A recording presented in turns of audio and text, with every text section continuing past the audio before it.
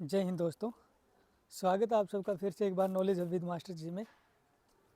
अब तक हम पॉलिटी में की जो नीति निर्देशक सिद्धांत चल रहे थे उसके आर्टिकल 43 तक कर चुके हैं।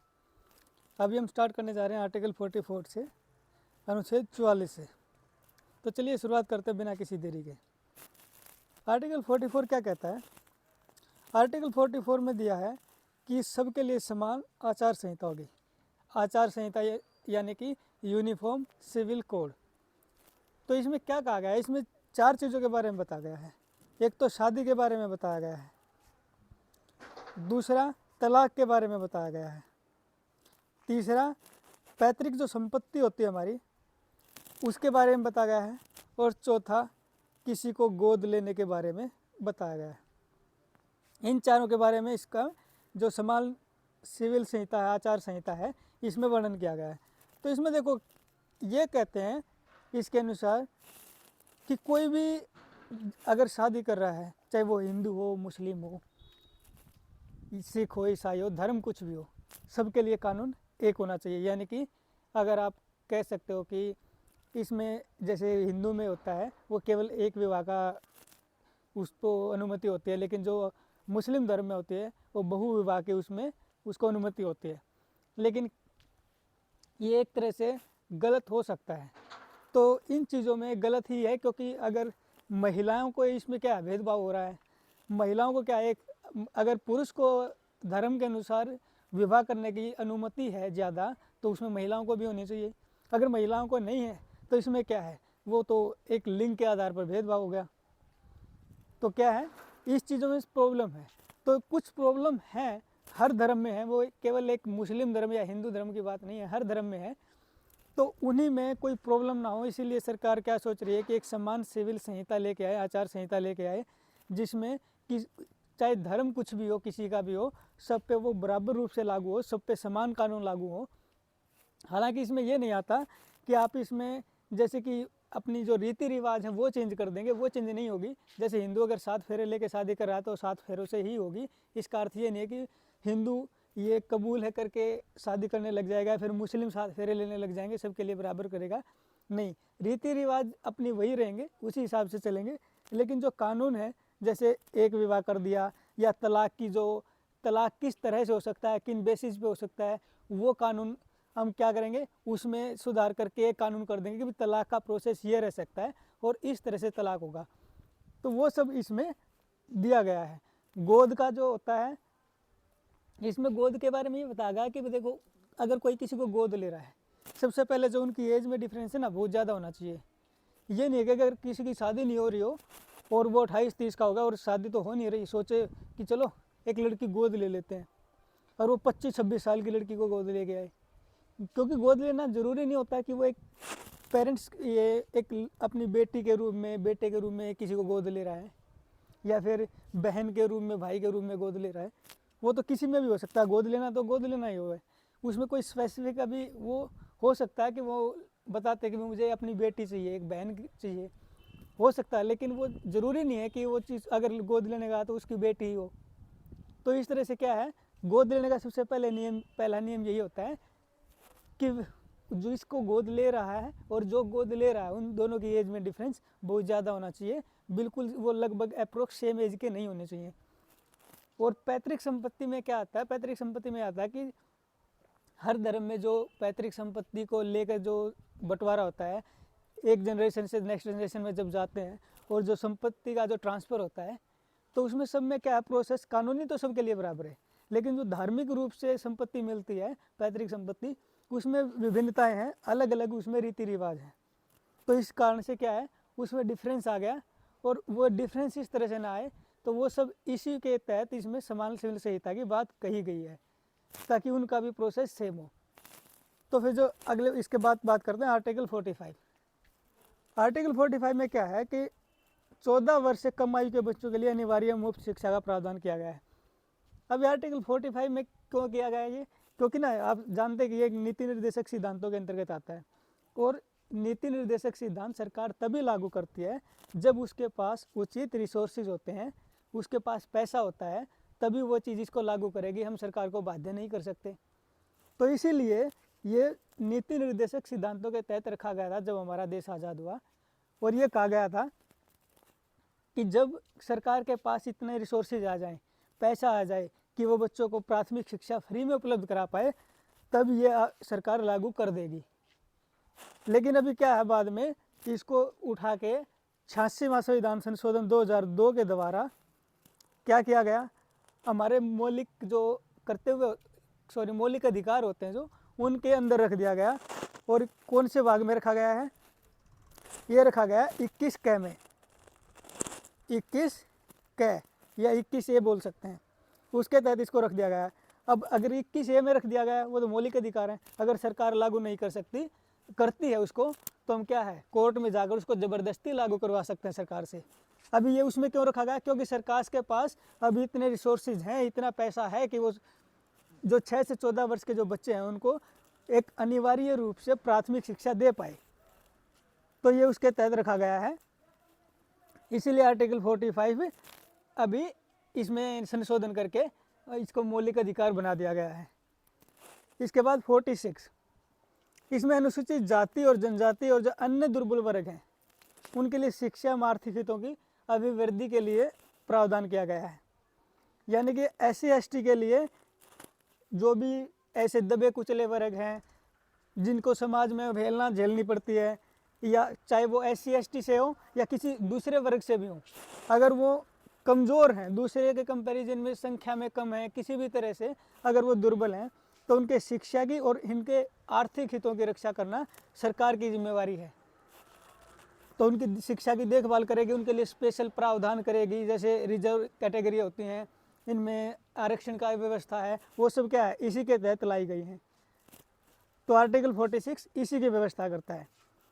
इसके बाद नेक्स्ट चलते हैं आगे, देखिए। उसके बाद आता है आर्टिकल 47।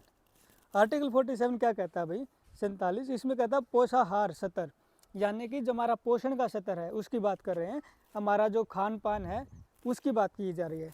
जीवन स्तर को ऊपर उठाना, पोषाहार स्तर को ऊपर उठाना, उसमें सुधार करना, शिक्षा एवं आर्थिक हितों की अभिवृद्धि करना, स्वास्थ्य के लिए हानिकारक जो दवाएं होती हैं, मदिरा होती है, शराब, ड्रग्स है, उनके दुरुपयोग पर प्रतिबंध लगाना, ये सब क्या आते हैं आर्टिकल 47 में। यानी कि जो सरकार हमारे जो खान पान का है, एक हमारा जो स्वास्थ्य का है उसका ध्यान रखेगी कि हमारा पोषण का स्तर कैसा है।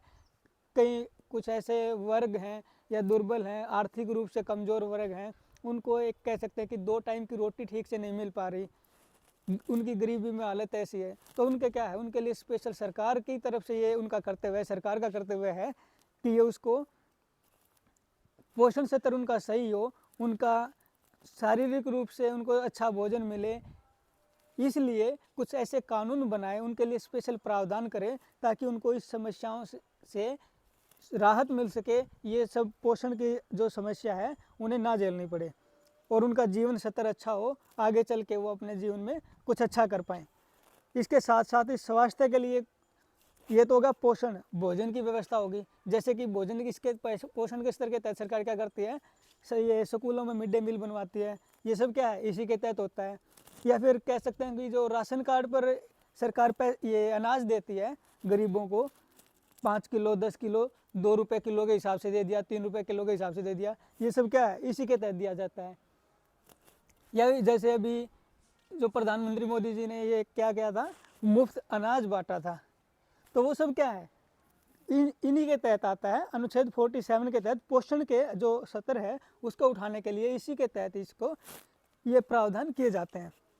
और फिर स्वास्थ्य की जो कहते हैं कि जो बच्चा होता है क्या जन्म से लेकर और लगभग जो 14 ये एज होती है वहाँ तक उसको एक अच्छा स्वास्थ्य देने की, और वो भी मुफ्त में, ये सरकार की तरफ से प्रावधान होता है। जैसे कि जब बच्चा पैदा होता है उसको शुरू में ही बीमारियों के लिए कुछ टीके लगाए जाते हैं सरकार की तरफ से, जो कि वो मुफ्त होते हैं, बिल्कुल उनका कोई पैसा नहीं लगता। इसलिए जो स्वास्थ्य का ध्यान दिया जाता है जन्म से ही दिया जाता है सरकार के द्वारा।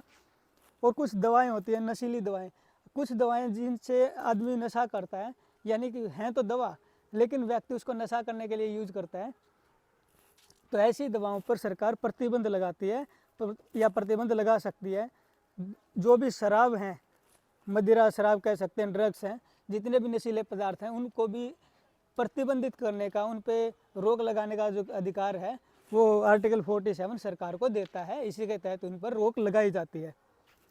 आर्टिकल 48 की बात करते हैं। आर्टिकल 48 में क्या दिया गया है? आर्टिकल 48 में है गौ हत्या पर निषेध, कृषि, पशुपालन व अन्य जीवों की सुरक्षा। यानी कि हम जो गौ हत्या है उसको गलत ठहराया गया है, इलीगल बताया गया है। आर्टिकल 48 के तहत ऐसा करना अपराध माना जाएगा। कृषि और पशुपालन और जो अन्य जीवन की सुरक्षा करना हमारा क्या है? हमारा नहीं, सरकार का कर्तव्य है। क्योंकि जो कृषि योग्य भूमि है, जो भी जैसे धान, गेहूँ, जो भी खेती करते हैं उनकी सुरक्षा करना, पशुपालन, जो हम पशुपालन करते हैं अपने लिए, जैसे ये गाय हैं, भैंस हैं, ये सब हैं जो पशुपालन करते हैं, भेड़ बकरी, उनको सबकी सुरक्षा करना। और इसके अलावा भी जो अन्य जीव हैं, जैसे कि जंगल में जितने भी जीव रहते हैं वो सभी जीव है इसी के तहत आते हैं, और उनकी सुरक्षा करना सरकार की जिम्मेवारी है। आर्टिकल 48 उनको बताता है। ये आर्टिकल 48 के द्वारा उसको सरकार को ये जिम्मेवारी दी गई है। फिर इसके साथ ये जो 48 क है, अभी पीछे बताया गया था कि संशोधन करके ये जोड़े गए थे, तो उसमें 48 क भी इसमें शामिल होता है। तो उसमें कहा गया कि पर्यावरण का संरक्षण, संवर्धन और वन एवं वन्य जीवों की सुरक्षा, ये भी इसी के तहत आते हैं। पर्यावरण का संरक्षण, पर्यावरण यानी कि वो भूमि जो कृषि योग्य भूमि है, जो कृषि वाली भूमि है, उसके अलावा जो जितनी भी इस तरह का जो घास फूस या और जो आते हैं वो सब पर्यावरण के अंतर्गत आते हैं, तो उसका संरक्षण करना। वनों का, और जो वन्य जीव हैं यानी कि जो हमारे पशुपालन के तहत आते हैं, जिनका हम पालन करते हैं, अपने उपयोग में लाते हैं, उन सब जीवों के अलावा जितने भी जीव आते हैं वो सब आते हैं वन्य जीवों के तहत, और उनकी सुरक्षा करना भी सरकार की जिम्मेवारी है, सरकार का कर्तव्य है। ये आर्टिकल 48 का क भाग कहता है। तो नेक्स्ट चलते हैं। नेक्स्ट आर्टिकल 49, इसमें बताया गया कि जो राष्ट्रीय महत्व के जो स्मारक स्थान है, वस्तु हैं, उनका संरक्षण करना सरकार की जिम्मेवारी है।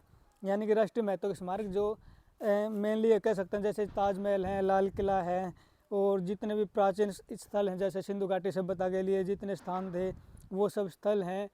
और वस्तुएं, जितनी भी ऐसी वस्तु जो कि हमारे राष्ट्रीय ताकि धरोहर हैं, पहचान है, जो हमारे अतीत को बताते हैं, उन सब की रक्षा करना क्या है? सरकार की जिम्मेवारी है। इसीलिए उनकी रक्षा में क्या है, सरकार कुछ कमेटी बना रखे हैं, या फिर पुलिस फोर्स वगैरह, जो सेना, बीएसएफ जैसे वो खड़े कर देते हैं, जैसे ताजमहल के बाहर होते हैं, या फिर कुछ इंपॉर्टेंट मोनूमेंट्स होते हैं, उनकी सुरक्षा किसके द्वारा की जाती है? पुलिस के द्वारा की जाती है। बीएसएफ के सीआईएसएफ वगैरह के जो जवान होते हैं वो उनकी देखभाल करते हैं, तो उनकी संरक्षण सरकार की जिम्मेवारी है। इसीलिए ये बताया गया आर्टिकल 49 के तहत। और आर्टिकल जो 50 कहता है राज्य की लोक सेवाओं में कार्यपालिका और न्यायपालिका से पृथकीकरण किया गया है। अब ये कार्यपालिका न्यायपालिका को मैंने पहले भी आपको बताया कि क्या होते हैं। 3 चीज़ें होती हैं। एक होती है विधायिका, कार्यपालिका और न्यायपालिका। विधायिका वो होती है जिसमें जैसे मंत्री वगैरह आते हैं जो कानून बनाने का काम करते हैं संसद के अंदर। फिर उसके बाद आते हैं विधायिका के बाद कार्यपालिका। कार्यपालिका में वो सभी आदमी आते हैं जो कानून बना दिए गए विधायिका के द्वारा, उनको लागू करवाना किसका काम है? कार्यपालिका का। यानी कि जितने भी अधिकारी होते हैं फिर मंत्री के बाद, गवर्नमेंट एम्प्लॉय, जितने बड़े बड़े अधिकारी, सब किसके अंतर्गत आते हैं? कार्यपालिका के अंतर्गत। कि वो कानून जो भी बनाए गए हैं विधायिका के द्वारा उनका सही से पालन हो रहा है या नहीं हो रहा है, और नहीं हो रहा है तो उसका पालन करवाया जाए, वो किसकी जिम्मेवारी? कार्यपालिका की। फिर उसके बाद न्यायपालिका की।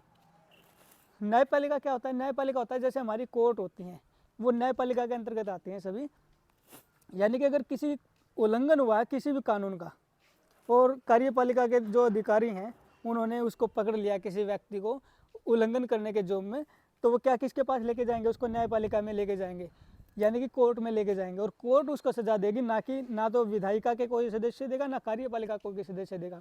सजा देने का प्रावधान केवल न्यायपालिका के पास है, यानी कि कोर्ट्स के पास है। उसको सजा कितनी मिलेगी या नहीं मिलेगी वो सब डिसाइड की जाएगी न्यायपालिका के द्वारा, यानी कोर्ट्स के द्वारा। और इसीलिए कार्यपालिका और न्यायपालिका को यहाँ अलग किया गया है, कार्यपालिका से अलग किया गया है न्यायपालिका को, आर्टिकल 50 के तहत। आगे चलते हैं। फिर इसके बाद नेक्स्ट आता है हमारा आर्टिकल 51, अंतर्राष्ट्रीय शांति और सुरक्षा के विवर्धी।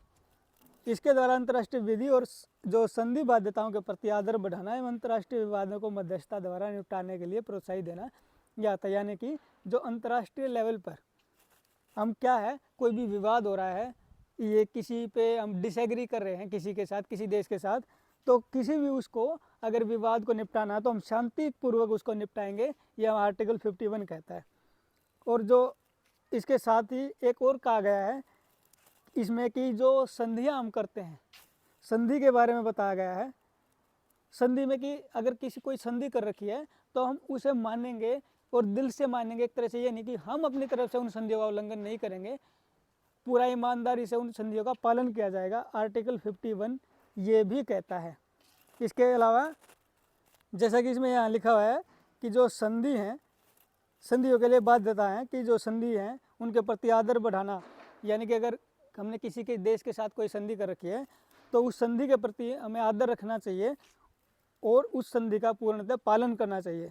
और अंतर्राष्ट्रीय विवादों को मध्यस्थता से निपटाना, यानी कि अगर कोई भी विवाद चल रहा है तो हम कोई ऐसे तरीके से निपटा सकते हैं, यानी कि अगर ये बायलैटरल जो बातचीत होती है, आपसी बातचीत के द्वारा अगर वो झगड़ा है हमारा नहीं निपट पा रहा है तो हम क्या कर सकते हैं कि मध्यस्थता करवा सकते हैं। मध्यस्थता का अर्थ होता है कि एक ऐसे व्यक्ति को बीच में लेके आए जो कि दोनों तरफ से उसकी मध्यस्थता कर सके, दोनों तरफ से ऐसा हो कि वो दोनों जो भी जिसके बीच भी झगड़ा है वो उस व्यक्ति की बात मानता हो, या एक तरह से वो ये कहे कि ऐसा व्यक्ति होना चाहिए कि अगर वो कुछ कहे तो वो दूसरा देश भी एग्री करे कि हाँ भाई मैं इससे सहमत हूँ, अगर ये ऐसे करना चाह रहा है तो मैं भी उसके लिए राजी हूँ। ऐसा ना हो कि ऐसे व्यक्ति को मध्यस्थता करने के लिए बुला लिया जाए जो पहले से ये कहते हैं ना वो बाइस्ड हो किसी एक देश के प्रति, और वो दूसरा बोले कि नहीं ये तो तुम्हारा ही आदमी है भाई, मैं इसकी बात क्यों मानूं, ये तो तुम्हारी साइड लेगा। तो ऐसा व्यक्ति कभी मध्यस्थता नहीं कर सकता और ऐसी करवानी भी नहीं चाहिए। तो इसीलिए व्यक्ति ऐसा हो जिसकी दोनों पक्ष माने, दोनों पक्ष उसको एक निष्पक्ष रूप से स्वीकार कर लें। तो ये आर्टिकल 51 कहता है कि शांति से हमें अपने जो पड़ोसी देश हैं, दूसरे देश हैं, उनके साथ शांति से संबंध बना के रखने चाहिए, और ये मध्यस्थता के द्वारा कोई झगड़ा होगा तो उसको निपटाना चाहिए। और इसके साथ ही जो संधि हैं जो भी हमने दूसरे देशों के साथ किए हैं उनके प्रति आदर भाव रखना चाहिए और उसको ईमानदारी से हमें उन संधियों को पूरा करना चाहिए। यह आर्टिकल 51 हो गया। इसके बाद आगे चलते हैं। नहीं, आज की वीडियो में इतना ही करेंगे, आगे चलेंगे तो जो आर्टिकल 51 का जो कै भाग आता है उसमें क्या है कि वो हमारे जो मौलिक कर्तव्य हैं उनके बारे में बताया गया है, और उसमें थोड़ा सा वीडियो फिर लंबी हो जाएगी तो हम उसको नेक्स्ट वीडियो में डिस्कस कर लेते हैं डिटेल में।